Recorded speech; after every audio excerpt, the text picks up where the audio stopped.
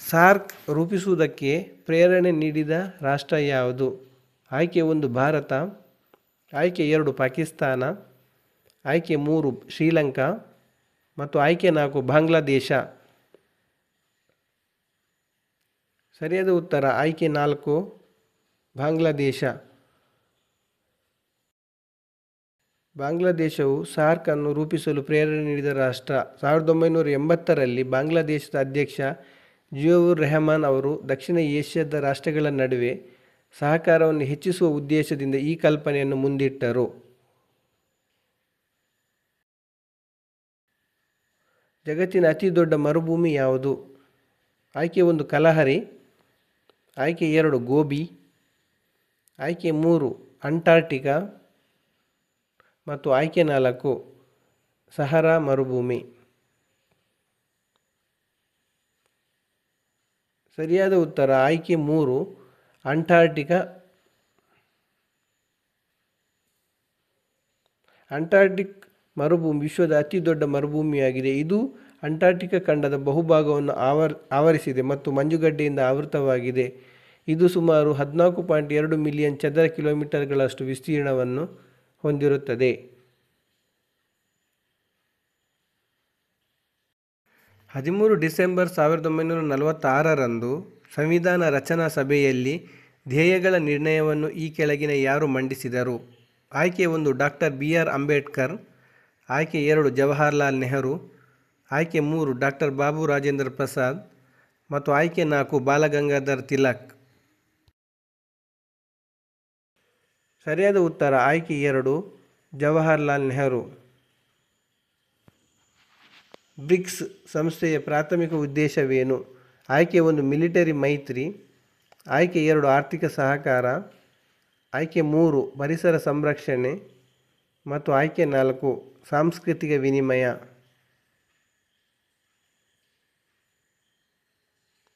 ಸರಿಯಾದ ಉತ್ತರ ಆಯ್ಕೆ 2 ಆರ್ಥಿಕ ಸಹಕಾರ. ಭಾರತದ ಮೊದಲ ಸೂಪರ್ ಕಂಪ್ಯೂಟರ್ ಯಾವುದು? ಆಯ್ಕೆಗಳು 1 ಪರಮ್ 8000, ಆಯ್ಕೆ 2 ಪರಮ್ 80000, ಆಯ್ಕೆ 3 ಪರಮ್ 800 ಮತ್ತು ಆಯ್ಕೆ 4 ಪರಮ್ 8. ಸರಿಯಾದ ಉತ್ತರ ಆಯ್ಕೆ 1 ಪರಮ್ 8000. ಪರಮ್ 8000 ಅನ್ನು ಭಾರತದಲ್ಲಿ ಅಭಿವೃದ್ಧಿಪಡಿಸಲಾದ ಮೊದಲ ಸೂಪರ್ ಕಂಪ್ಯೂಟರ್ ಎಂದು ಪರಿಗಣಿಸಲಾಗಿದೆ. ಇದನ್ನು 1991ರಲ್ಲಿ centre for development of advanced computing (CDAC) ಅಭಿವೃದ್ಧಿಪಡಿಸಿತು.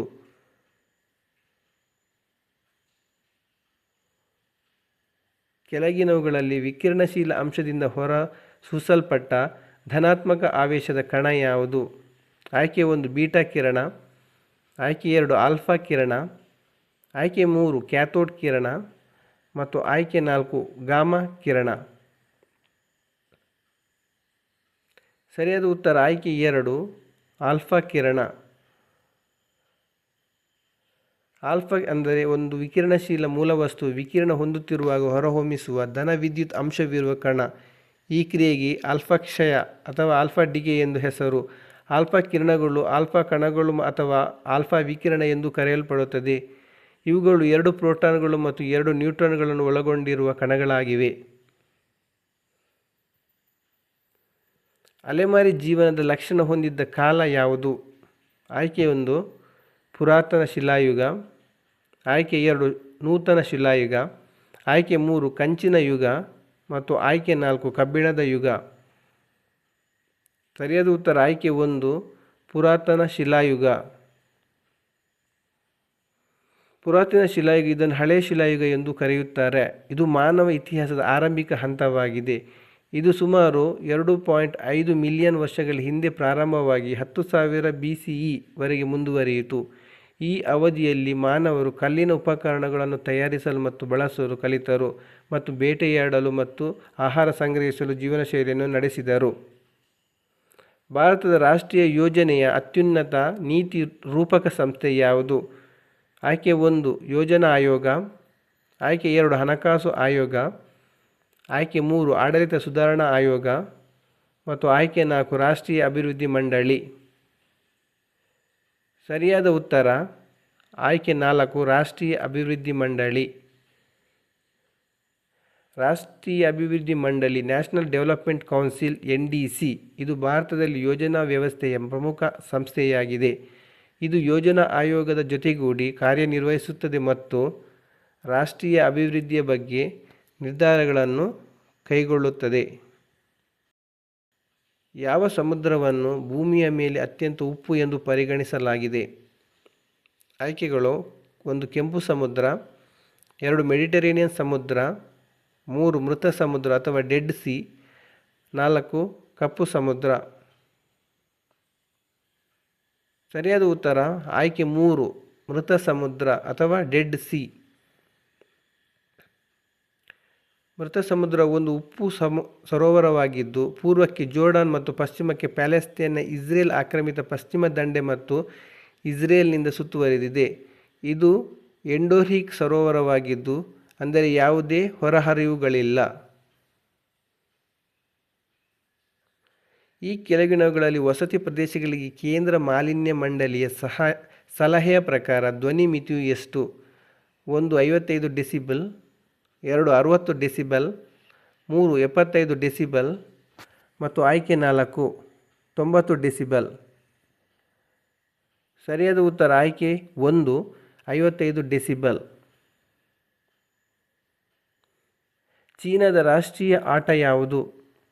ಆಯ್ಕೆ 1 ಹಾಕಿ, ಆಯ್ಕೆ 2 ಟೆನ್ನಿಸ್, ಆಯ್ಕೆ 3 ಟೇಬಲ್ ಟೆನ್ನಿಸ್ ಮತ್ತು ಆಯ್ಕೆ 4 ಜೂಡೋ. ಸರಿಯಾದ ಉತ್ತರ ಆಯ್ಕೆ 3 ಟೇಬಲ್ ಟೆನ್ನಿಸ್.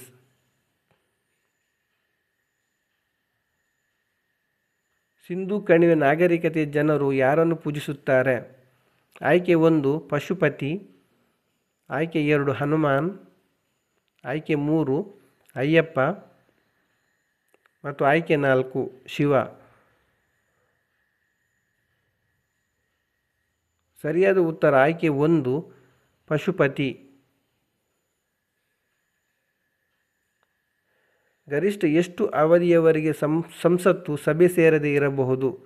ಆಯ್ಕೆ 1 3 ತಿಂಗಳು, ಆಯ್ಕೆ 2 6 ತಿಂಗಳು, ಆಯ್ಕೆ 3 1 ವರ್ಷ ಮತ್ತು ಆಯ್ಕೆ 4 2 ವರ್ಷ. ಸರಿಯಾದ ಉತ್ತರ ಆಯ್ಕೆ 2 6 ತಿಂಗಳು.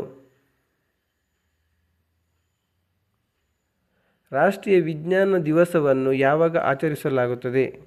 ಆಯ್ಕೆ 1 ಫೆಬ್ರವರಿ 28, ಆಯ್ಕೆ 2 ಮಾರ್ಚ್ 28, ಆಯ್ಕೆ 3 ಏಪ್ರಿಲ್ 25 ಮತ್ತು ಆಯ್ಕೆ 4 ಮೇ 28. ಸರಿಯಾದ ಉತ್ತರ ಆಯ್ಕೆ 1 ಫೆಬ್ರವರಿ 28. ಭಾರತ ಸಂವಿಧಾನದ ಈ ಕೆಳಗಿನ ಯಾವ ವಿಧಿಯು ಪ್ರಜೆಗಳಿಗೆ ವಾಕ್ ಮತ್ತು ಅಭಿಪ್ರಾಯ ಸ್ವಾತಂತ್ರ್ಯದ ಹಕ್ಕನ್ನು ನೀಡಿದೆ? ಆಯ್ಕೆ 1 17ನೇ ವಿಧಿ, ಆಯ್ಕೆ 2 16ನೇ ವಿಧಿ, ಆಯ್ಕೆ 3 21ನೇ ವಿಧಿ ಮತ್ತು ಆಯ್ಕೆ 4 19ನೇ ವಿಧಿ. ಸರಿಯಾದ ಉತ್ತರ ಆಯ್ಕೆ 4 19ನೇ ವಿಧಿ. ನೈಜರ್ನ ಉತ್ತರ ಪ್ರದೇಶಗಳಲ್ಲಿ ಯಾವ ನೈಸರ್ಗಿಕ ಸಂಪನ್ಮೂಲ ಹೇರಳವಾಗಿದೆ? ಆಯ್ಕೆ 1 ತೈಲ, ಆಯ್ಕೆ 2 ಕಲ್ಲಿದ್ದಲು, ಆಯ್ಕೆ 3 ಯುರೇನಿಯಂ ಮತ್ತು ಆಯ್ಕೆ 4 ಮರ. ಸರಿಯಾದ ಉತ್ತರ ಆಯ್ಕೆ 3 ಯುರೇನಿಯಂ. ಯುನೆಸ್ಕೋ ವಿಶ್ವಸಂಸ್ಥೆಯ ಶೈಕ್ಷಣಿಕ, ವೈಜ್ಞಾನಿಕ ಮತ್ತು ಸಾಂಸ್ಕೃತಿಕ ಸಂಸ್ಥೆ ಯಾವ ವರ್ಷದಲ್ಲಿ ಸ್ಥಾಪನೆಯಾಯಿತು? ಆಯ್ಕೆಗಳು 1 1942, 2 1950, ಆಯ್ಕೆ 3 1965 ಮತ್ತು ಆಯ್ಕೆ 4 1973. ಸರಿಯಾದ ಉತ್ತರ ಆಯ್ಕೆ 2 1950. 1930ರಲ್ಲಿ ಕಾಮನ್ವೆಲ್ತ್ ಕ್ರೀಡಾಕೂಟ ಎಲ್ಲಿ ನಡೆಯಿತು?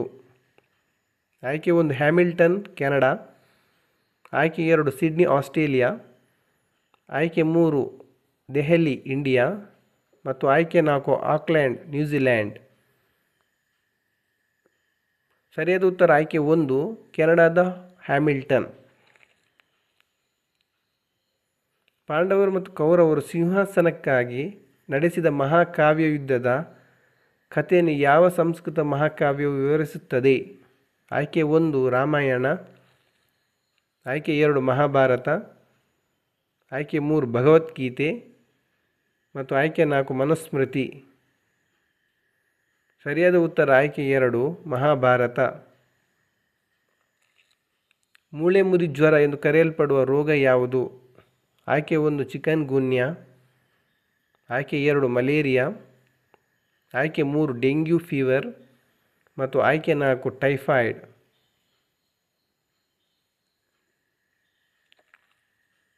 ಸರಿಯಾದ ಉತ್ತರ ಆಯ್ಕೆ 3 ಡೆಂಗ್ಯೂ ಜ್ವರ.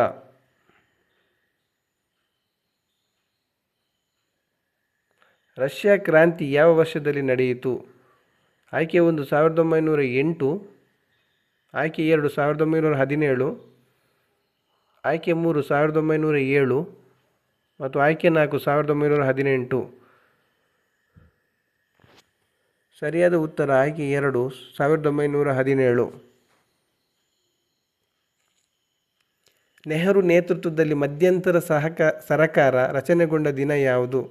ಆಯ್ಕೆ 1 1946 ಸೆಪ್ಟೆಂಬರ್ 2, ಆಯ್ಕೆ 2 1946 ಸೆಪ್ಟೆಂಬರ್ 5, ಆಯ್ಕೆ 3 1948 ಸೆಪ್ಟೆಂಬರ್ 2 ಮತ್ತು ಆಯ್ಕೆ 4 1948 ಸೆಪ್ಟೆಂಬರ್ 5.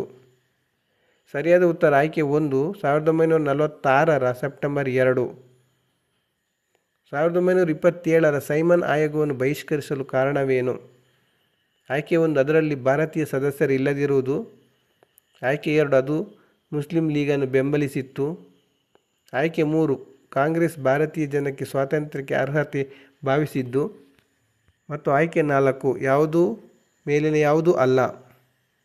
ಸರಿಯಾದ ಉತ್ತರ ಆಯ್ಕೆ 1 ಅದರಲ್ಲಿ ಭಾರತೀಯ ಸದಸ್ಯರು ಇಲ್ಲದಿರುವುದರಿಂದ. ಕಾಕೋರಿ ರೈಲು ದುರಂತ ಯಾವ ವರ್ಷ ನಡೆಯಿತು?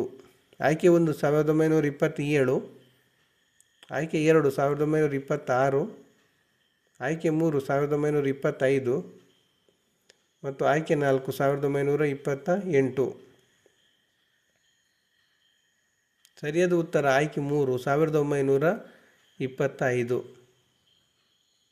ವಿವರಣೆ: ಇದು 1925 ಆಗಸ್ಟ್ 9ರಂದು ಬ್ರಿಟಿಷ್ ಭಾರತೀಯ ಸರ್ಕಾರದ ವಿರುದ್ಧ ಭಾರತೀಯ ಸ್ವಾತಂತ್ರ್ಯ ಚಳವಳಿ ಸಂದರ್ಭದಲ್ಲಿ ಕಾಕೋರಿ ಮತ್ತು ಲಕ್ನೋ ಬಳಿ ಹಿಂದೂಸ್ತಾನ್ ರಿಪಬ್ಲಿಕನ್ ಅಸೋಸಿಯೇಷನ್ ಆಯೋಜಿಸಿದ ರೈಲು ದರೋಡೆ. ಇದನ್ನು ಕಾಕೋರಿ ಪಿತೂರಿ ಎಂಬ ಹೆಸರಿನಲ್ಲಿ ಕರೆಯಲಾಗುತ್ತದೆ. 1906 ಡಿಸೆಂಬರ್ 30ರಲ್ಲಿ ಸ್ಥಾಪನೆಯಾದ ಮುಸ್ಲಿಂ ಲೀಗ್ನ ಸ್ಥಾಪಕರು ಯಾರು? ಆಯ್ಕೆ 1 ಖ್ವಾಜಾ ಮುಲ್ಲಾ, ಆಯ್ಕೆ 2 ಮೊಹಮ್ಮದ್ ಅಲಿ ಜಿನ್ನಾ, ಆಯ್ಕೆ 3 ಆಗಾ ಖಾನ್ ಮತ್ತು ಆಯ್ಕೆ 4 ಯಾರೂ ಅಲ್ಲ. ಸರಿಯಾದ ಉತ್ತರ ಖ್ವಾಜಾ ಮುಲ್ಲಾ.